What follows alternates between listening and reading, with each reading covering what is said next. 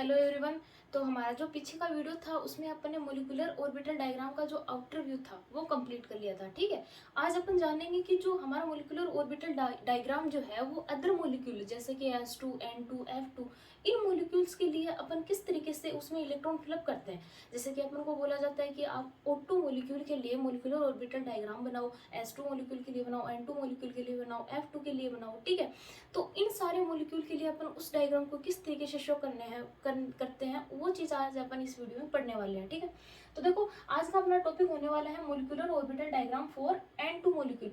आज अपन पढ़ेंगे N2 molecule के लिए मॉलिक्यूलर ऑर्बिटल डायग्राम। ठीक है, तो देखो सबसे पहले आपको मॉलिक्यूलर ऑर्बिटल डायग्राम बनाने से पहले ये पता होना चाहिए कि N2 जो है उसका इलेक्ट्रॉनिक कॉन्फ़िगरेशन आप किस तरीके से लिखते हो। जैसे कि मैं लिखती हूँ यहाँ पर N2 का, जैसे कि N है हमारा। ठीक है, तो हम N को किस तरीके से शो करते हैं, इस तरीके से शो करते हैं, जैसे कि N714।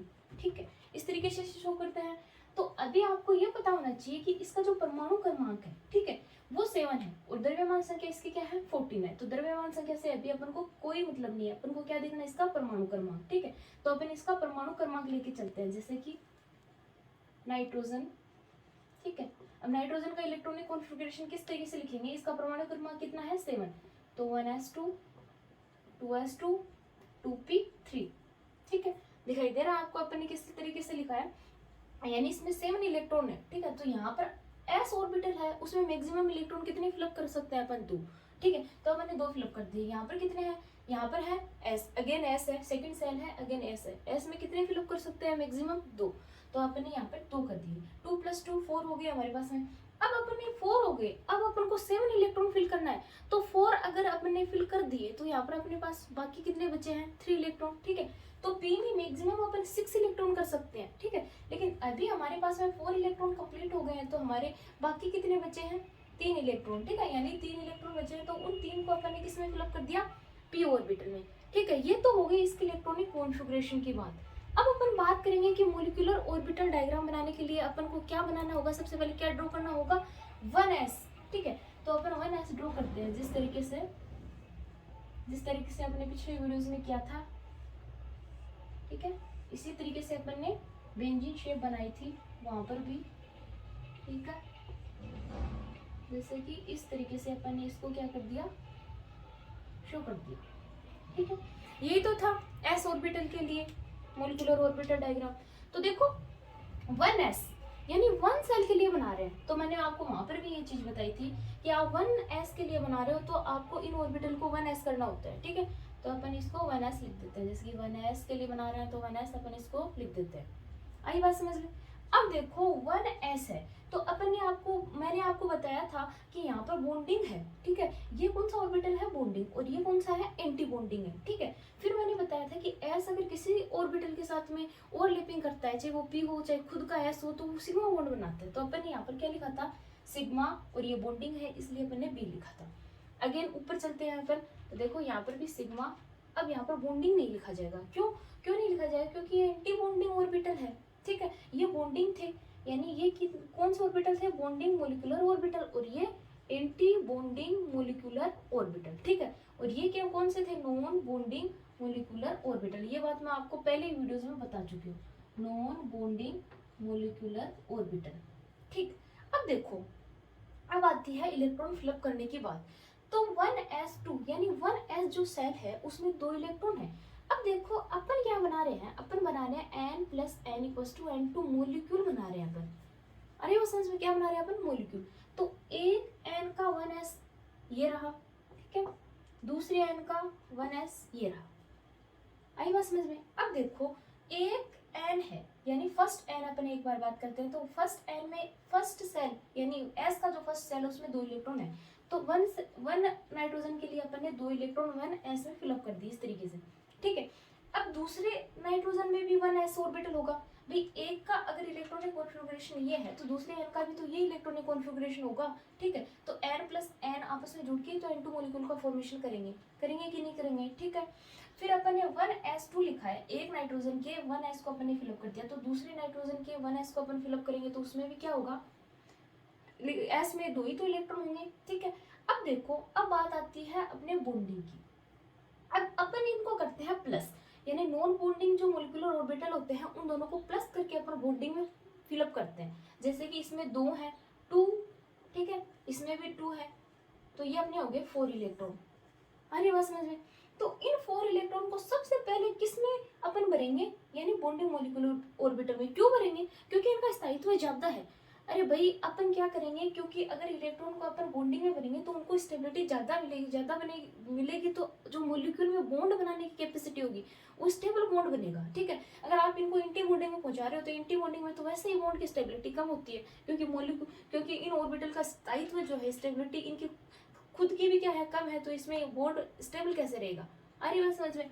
यानी इलेक्ट्रॉन सबसे पहले किन ऑर्बिटल में भरे जाएंगे, जिनकी स्टेबिलिटी ज्यादा है। तो आपको पता ही है, वो पिछले वीडियोस में आपको बता चुकी हूँ कि बॉन्डिंग की क्या है, स्टेबिलिटी ज्यादा है कंपैरिजन टू एंटी बॉन्डिंग की। ठीक है, तो अब अपन क्या करेंगे, इन 4 इलेक्ट्रॉनों को सबसे पहले किसमें फिलअप करेंगे, बॉन्डिंग में। तो मैंने इनको बॉन्डिंग में फिलअप कर दिया। ठीक है, तो आपको पता है 1s में मैक्सिमम इलेक्ट्रॉन कितने भरे जाते हैं, 2, तो मैंने इसमें 2 भर दिए। ठीक है, अब अगेन आपके पास में कितने बचे हैं, 2 इलेक्ट्रॉन। ये कंप्लीट होने के बाद में भरने आपको 4 इलेक्ट्रॉन है, लेकिन कब, फर्स्ट बार आप इस सेल को कंप्लीट करोगे, ये सेल कंप्लीट होने के बाद आप ऊपर जाओगे। ये नहीं है कि आपने एक इलेक्ट्रॉन तो यहाँ फिलअप कर दिया, दूसरा इलेक्ट्रॉन आप ऊपर फिलअप कर रहे हो। पहले आपको ये ऑर्बिटल कंप्लीट करना होता है। ठीक है, ऐसे ही आपको पी में मिलेगा, नीचे वाले बॉन्डिंग के कंप्लीट होने के बाद भी इलेक्ट्रॉन ऊपर बढ़े जाएंगे। एक बार आप क्या करोगे, बॉन्डिंग में स्टेबिलिटी ज्यादा है तो इलेक्ट्रॉन को वहां पहुंचाओगे जहां पर उनको स्टेबिलिटी ज्यादा मिल रही है। आ रही बात समझ में? तो 1s जो सेल है उसमें स्टेबिलिटी इनको ज्यादा मिल रही है, यानी बॉन्डिंग का। ठीक है, तो अपन ने 2 इलेक्ट्रॉन यहाँ फिलअप कर दिया, बच्चे कितने हमारे पास में, 2, वो अपन ऊपर फिलअप कर देते हैं। ठीक है, ये हो गया 1s2 सेल कंप्लीट। ठीक है, अब यही अपन करेंगे 2s के लिए। ठीक है, आपको समझ में आया? देखो, नॉन बॉन्डिंग मोलिकुलर ऑर्बिटल, ये भी नॉन बॉन्डिंग मोलिकुलर ऑर्बिटल है, ये बॉन्डिंग मोलिकुलर ऑर्बिटल है, ये एंटी बॉन्डिंग मोलिकुलर ऑर्बिटल है। ये बात मैं पहले वीडियोस में आपको बता चुकी हूँ। अब बात करते हैं अपन इसके इलेक्ट्रॉन फिलअप की। तो देखो, इसका इलेक्ट्रॉन कॉन्फ़िगरेशन होता है 1s2 2s2 2p3। अरे बात समझ में? अब आपने बोला कि एक नाइट्रोजन, यानी नाइट्रोजन अपन 2 नाइट्रोजन, मैंने क्या बताया था, N2 मॉलिक्यूल किस तरीके से बनाओगे, 2 नाइट्रोजन ओवरलैपिंग करके ही तो N2 मॉलिक्यूल का फॉर्मेशन करेंगे। आ रही है बात समझ में? तो यहाँ पर एक नाइट्रोजन के लिए इलेक्ट्रॉनिक कॉन्फ़िगरेशन ये है, तो भाई दूसरी नाइट्रोजन के लिए भी तो 1s2 2s2 2p3 होगा, यानी सेम ही तो होगा। ठीक है, क्योंकि नाइट्रोजन ही तो ले रहे हैं अपन, एटम थोड़ी चेंज किया है यहाँ पे। तो अपन 1s2 2s2 2p3, तो एक नाइट्रोजन का 1s है तो उसमें 2 इलेक्ट्रॉन है, फिलअप कर दी। दूसरे नाइट्रोजन का 1s2 है, उसमें भी अपन ने क्या कर दी, 2 इलेक्ट्रॉन फिलअप कर दी। इन दोनों को अपन ने प्लस किया, हमारे पास में 4 इलेक्ट्रॉन आए। ठीक है, अब 4 इलेक्ट्रॉन आए तो अपन को सबसे पहले बॉन्डिंग में भरना है, क्योंकि बॉन्डिंग मोलिकुलर ऑर्बिटल जो है उनका स्थायित्व क्या है, ज्यादा, स्टेबिलिटी ज्यादा है। तो इलेक्ट्रॉन अपन किस में फिलअप करेंगे, बॉन्डिंग वाले। तो बॉन्डिंग में जब 2 इलेक्ट्रॉन फिलअप हो जाते हैं तो अपन अगेन इसमें तीसरा इलेक्ट्रॉन नहीं फिलअप नहीं कर पाते। क्यों नहीं कर पाते हैं? क्योंकि एस में मैक्सिमम जो इलेक्ट्रॉन है वो 2 ही भरे जा सकते हैं।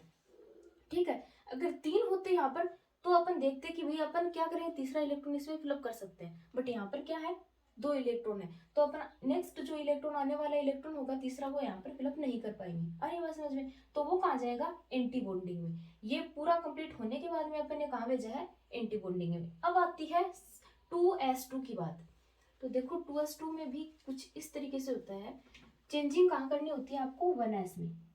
ठीक है, यहाँ 1s की जगह आप क्या करोगे, 2s, ये 2s, ये भी 2s हो जाएगा, ये भी 2 होगा और ये भी 2 होगा, इलेक्ट्रॉन वही रहने हैं। ठीक है, चेंजिंग कहाँ हुई है, सेल में, यानी सेकंड सेल आ गया। अब यहाँ पर कौन सा सेल आ गया, अब अपन किसकी बात कर रहे हैं, 2s की। तो 2s में वही बनेगा, s के लिए मोलिकुलर ऑर्बिटल डायग्राम, चेंजिंग कहाँ होगी, 2s 2s, क्योंकि सेकंड सेल ले रहे हैं। ठीक है, फिर बॉन्डिंग तो वही रहनी है, एंटी बॉन्डिंग भी वही रहनी है। इलेक्ट्रॉन कितने हैं, एक नाइट्रोजन के 2s सेल में 2 इलेक्ट्रॉन है, तो अपन ने 2s में फिलअप कर दी। सेकंड नाइट्रोजन के 2s सेल में कितने इलेक्ट्रॉन है, 2, तो अपन ने यहाँ पर फिलअप कर दिए। दोनों को अपन ने अगेन प्लस किया, तो हमारे प्लस में 2 + 2 = 4 आ रहा है।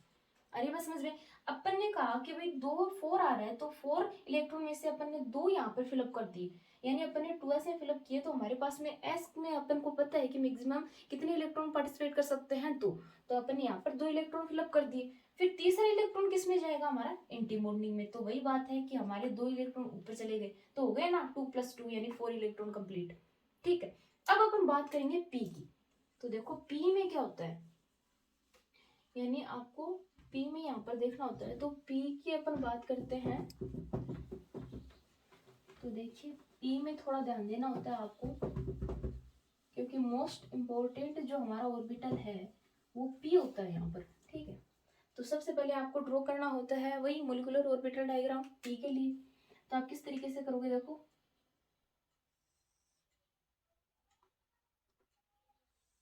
एक बेंजीन आपको यहाँ ड्रॉ करनी होती है। ठीक है, नेक्स्ट बेंजीन आपको इसके ऊपर ड्रॉ करनी होती है इस तरीके से। ठीक है, जैसे कि ये दोनों एक दूसरे से अटैच हो जाते हैं फिर। ठीक है, अपन को पता है कि पी में कितने ऑर्बिटल होते हैं, 3 ऑर्बिटल होते हैं। ठीक है, तो अपन इसको 3। अब मैंने आपको बताया था, ये बात मैं आपको पहले ही बता चुकी हूँ, क्योंकि पी जो है उसमें 3 ऑर्बिटल जो होते हैं उनको अपन स्प्लिट करवाते हैं, वो करवाते हैं उनकी ओवरलैपिंग की वजह से। ठीक है, तो यहाँ पर देखो अपन किसके लिए बना रहे हैं, नाइट्रोजन के लिए बना रहे हैं। ठीक, तो नाइट्रोजन के लिए जो हमारा मोलिकुलर ऑर्बिटल डायग्राम है पी का, वो इस तरीके से बनता है। ठीक है, ये अगेन इसी तरीके से बनेगा ऊपर भी।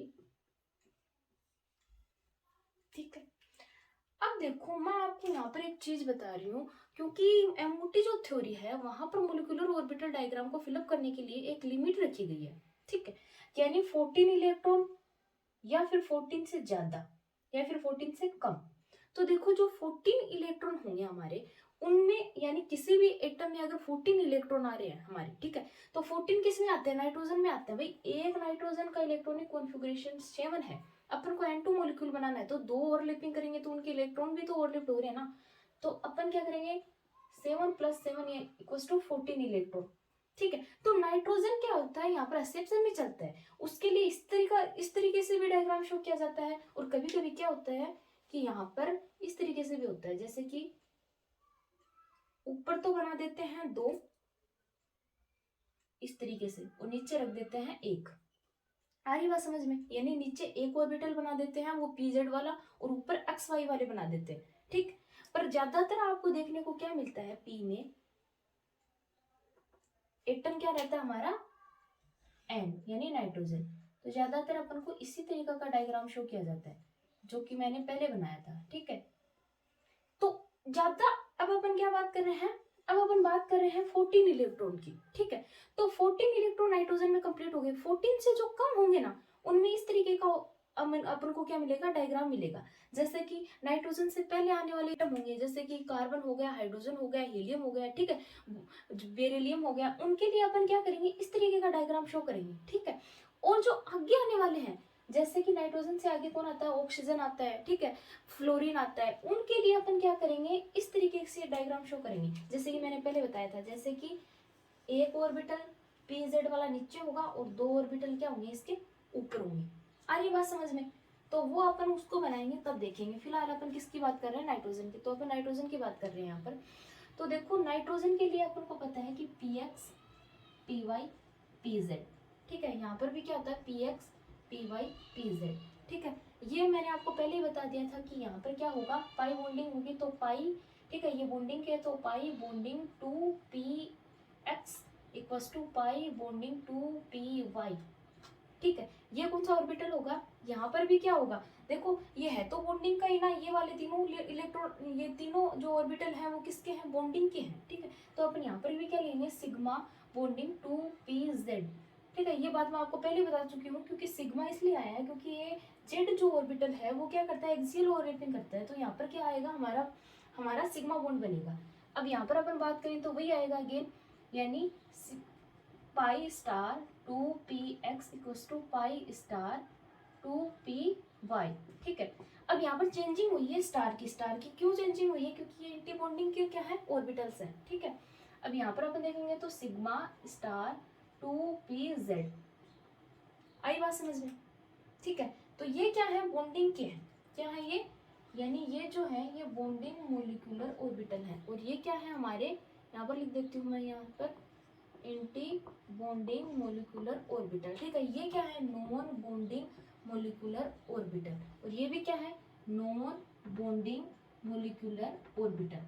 ठीक, अब देखो, अब अपन भरते हैं इसमें इलेक्ट्रॉन। तो देखो एक नाइट्रोजन में 3 इलेक्ट्रॉन है, दूसरे में भी हमारे पास में जो हमारा दूसरा एटम है नाइट्रोजन का उसमें भी 3 इलेक्ट्रॉन है। तो अपन P में है 2p3। ठीक है, तो यहाँ पर क्या चल रहा है हमारा 2p तो चल रहा है, ये 2p, यहाँ पर भी क्या है 2p। ठीक है, तो एक नाइट्रोजन के P में 3 इलेक्ट्रॉन है, तो यहाँ पर अपन फिलअप करते हैं 1 2 3। ठीक है, और दूसरे के में भी क्या है P में 3 है, तो अपन ने कर दिया फिलअप 3। इन दोनों तीनों को प्लस करते हैं, यानी इन दोनों ऑर्बिटल्स जो है यानी नॉन बॉन्डिंग के उनको प्लस करते हैं, तो हमारे पास में 6 इलेक्ट्रॉन आ जाते हैं। देखो 3 + 3 = 6 इलेक्ट्रॉन। ठीक है, अब अपन क्या करेंगे, इन 6 इलेक्ट्रॉन को सबसे पहले क्या करेंगे, बॉन्डिंग में भरेंगे। क्यों भरेंगे, क्योंकि स्टेबिलिटी ज्यादा है बॉन्डिंग की। ठीक है, तो अपन ने भरा यहाँ पर 1 2 3 4 5 6। ठीक है, एक बार फिर से ध्यान दीजिए मैं किस तरीके से भर रही हूँ इनको, 1 2, ठीक है, फिर 3 4। क्यों, क्योंकि इन तीनों में भी अपन को इनको पहले कंप्लीट करना है। क्यों करना है, क्योंकि इससे ज्यादा भी स्टेबिलिटी इनकी है। स्टेबिलिटी का बढ़ता क्रम किस तरीके से है, देखो इस तरीके से है एनर्जी का बढ़ता क्रम, तो अनस्टेबिलिटी तो ऊपर की और ज्यादा बढ़ रही है, स्टेबिलिटी कहाँ है सबसे ज्यादा नीचे। तो इस ऑर्बिटल दोनों में इनके इस ऑर्बिटल के कंपैरिजन में भी क्या स्टेबिलिटी ज्यादा ही है। तो अपन सबसे पहले इससे पहले भी इसको फिलअप करेंगे। तो अपन ने भरा 1 2, फिर 3 4, फिर अपन भरेंगे अगेन जेड का। तो अपन ने क्या भरा 5 6। ठीक है, अब हमारे 6 इलेक्ट्रॉन थे, 7 होते तो अपन क्या कहाँ भर देते एंटी बॉन्डिंग में, बट हमारे कितने इलेक्ट्रॉन है 6, तो अपन ने इसको 6 में फिलअप कर दिया सारे के सारे इलेक्ट्रॉन। तो अभी कोई इलेक्ट्रॉन है नहीं, वरना अपन क्या करते हैं एंटी बॉन्डिंग जो हमारे ऑर्बिटल है उनमें पार्टिसिपेट करवाते हैं उनको। तो देखो इस तरीके से क्या किया अपन ने, जो नाइट्रोजन का था 1s2 2s2 2p3 electronic configuration, उसको अपन ने मोलिकुलर ऑर्बिटल डायग्राम में फिलअप किया। ठीक है, अब बात आती है इसके नेचर वगैरह की, कि भाई ये किस नेचर का मोलिक्यूल है। ठीक है, तो देखो मैं एक बार आपको यहाँ बताती हूँ इसके नेचर के बारे में। ठीक है, इसको इसलिए रफ कर रहे हैं क्योंकि हमारे पास में बोर्ड छोटा है। तो देखो सबसे पहले अपन देखते हैं इसकी नेचर। ठीक है, NATURE नेचर। ठीक है, तो नेचर में अपन बात करते हैं कि भाई ये पैरामैग्नेटिक है या डाईमैग्नेटिक है। ठीक है, अनुचुंबकीय है या फिर प्रतिचुंबकीय है, वो किस बेसिस पे करते हैं अपन, एंटी बॉन्डिंग में इलेक्ट्रॉन होने पर। यानी अपन बात कर रहे हैं अगर एंटी बॉन्डिंग में कोई अनपेयर्ड इलेक्ट्रॉन होता तो वो क्या करता, वो कलर शो करता, साथ ही वो क्या करता मैग्नेटिक जो प्रॉपर्टीज है उनको शो करता। ठीक है, तो अगर एंटी बॉन्डिंग में इलेक्ट्रॉन प्रेजेंट है, ठीक है, यानी अनपेयर्ड इलेक्ट्रॉन होना चाहिए, जैसे कि इस तरीके से नहीं, अगर इस तरीके से इलेक्ट्रॉन प्रेजेंट होगा तब भी वो क्या होगा हमारा डाईमैग्नेटिक होगा। ठीक है, अनपेयर्ड इलेक्ट्रॉन चाहिए अपन को, तो अनपेयर्ड किसको बोलते हैं अपन, इस तरीके से इलेक्ट्रॉन को, यानी प्लस स्पिन होनी चाहिए हमारे पास में। ठीक है, तो अभी हमारे पास में कोई इलेक्ट्रॉन नहीं है, तो इसकी नेचर अपन क्या लिखेंगे, डाईमैग्नेटिक। क्या लिखेंगे, डायमैग्नेटिक। ठीक है, यानी ये क्या है, प्रतिचुंबकीय। ठीक है, अब अपन बात करते हैं इसके बॉन्ड ऑर्डर की। किसकी बात करते हैं, बॉन्ड ऑर्डर। ठीक है, मैं इस तरीके से शॉर्टकट फॉर्म में लिख रही हूँ। तो बॉन्ड ऑर्डर का जो फॉर्मूला होता है वो होता है, यहाँ पर लिखती हूँ मैं, देखो बॉन्ड ऑर्डर का फॉर्मूला होता है बॉन्डिंग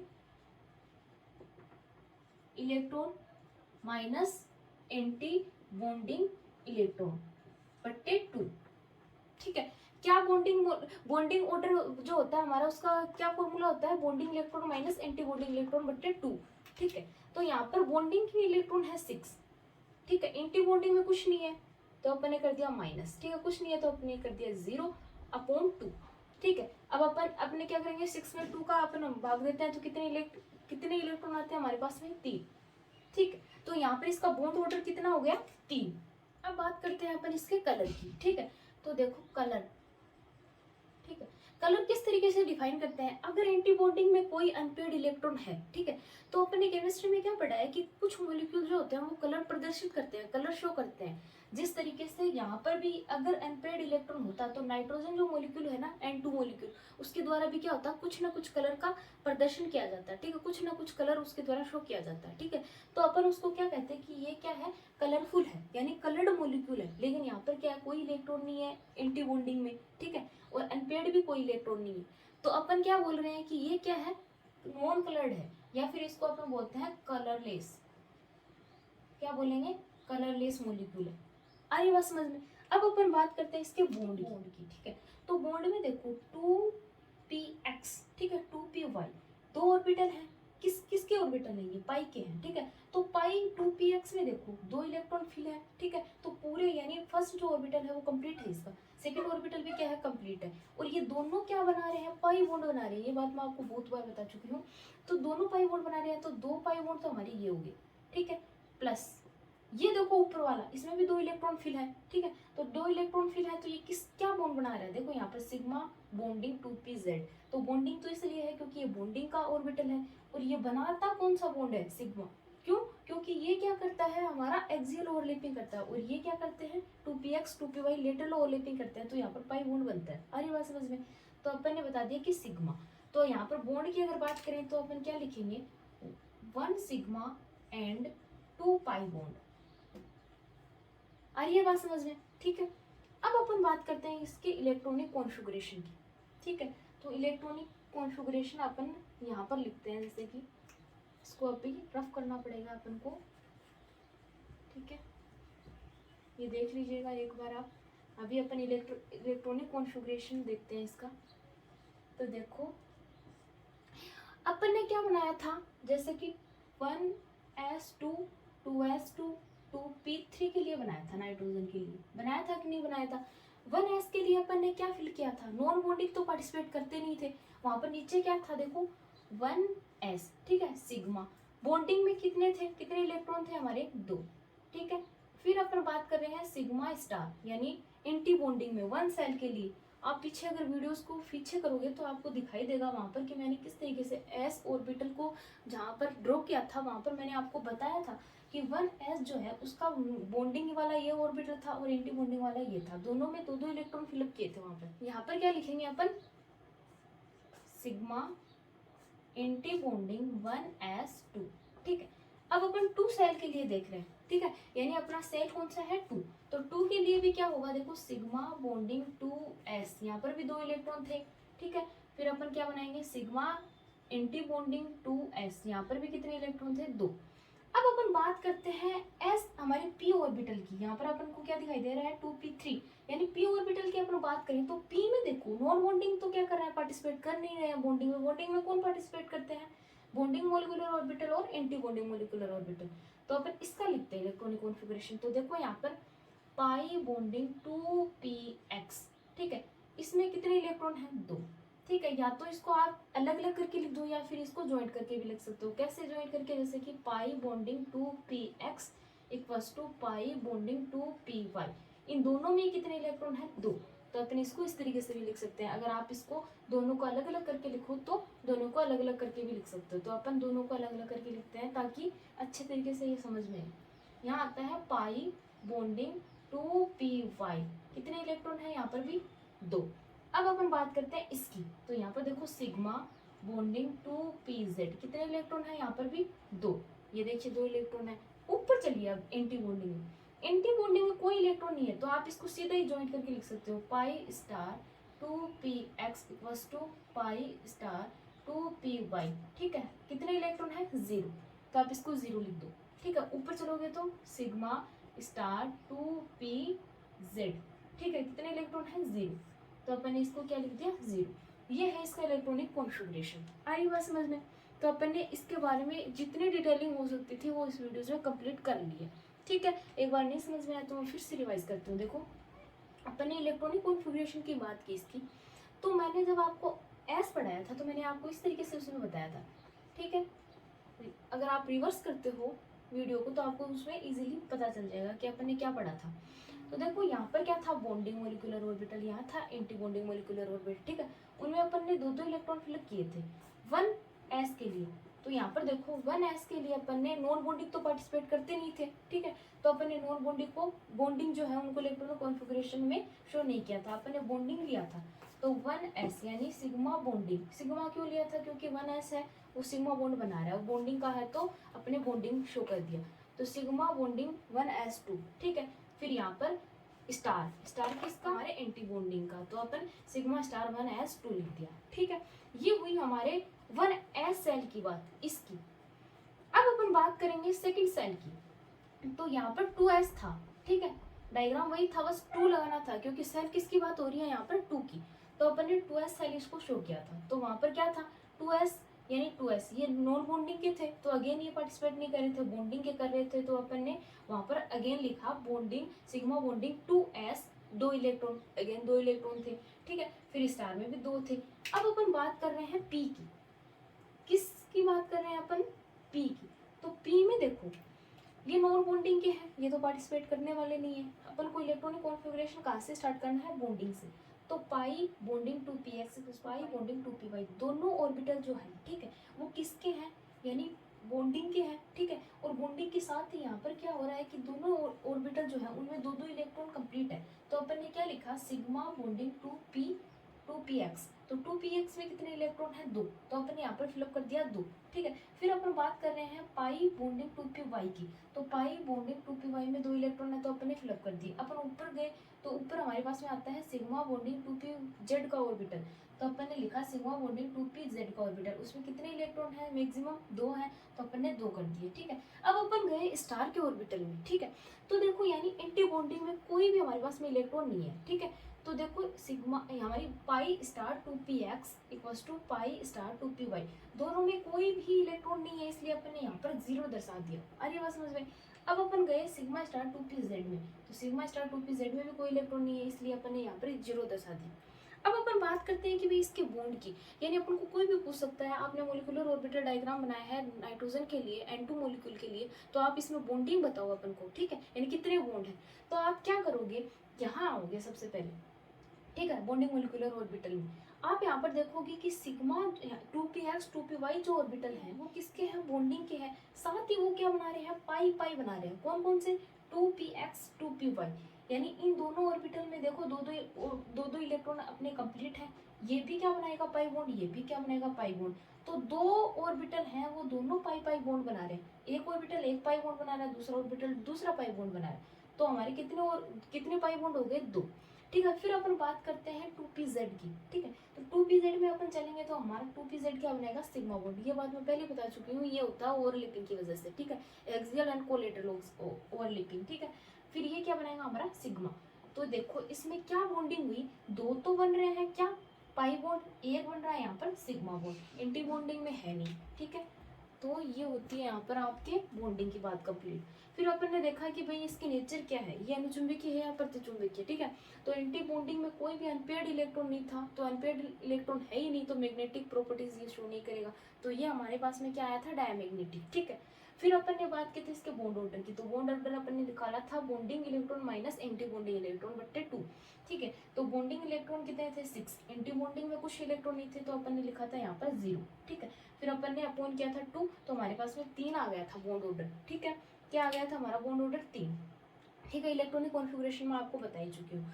तो अपन ने N2 जो मोलिक्यूल है उसके लिए मोलिकुलर ऑर्बिटल डायग्राम आज कंप्लीट कर लिया। नेक्स्ट वीडियो में अपन नेक्स्ट मोलिक्यूल के लिए क्या करेंगे, मोलिकुलर ऑर्बिटल डायग्राम को कंप्लीट कर लें।